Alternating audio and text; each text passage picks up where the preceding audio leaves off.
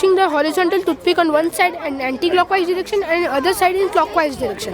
So horizontal toothpicks remains horizontal only, but the force is getting transferred to the vertical toothpick, which is then in turn getting transferred to the original toothpick. So this entire setup is getting up, remaining up, although one toothpick only.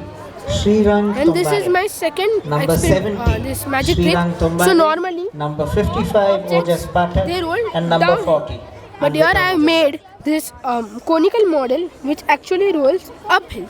So here it is based on the principle of center of gravity.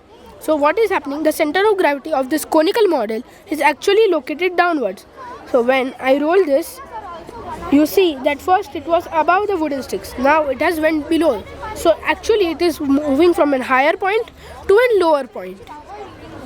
Thank you.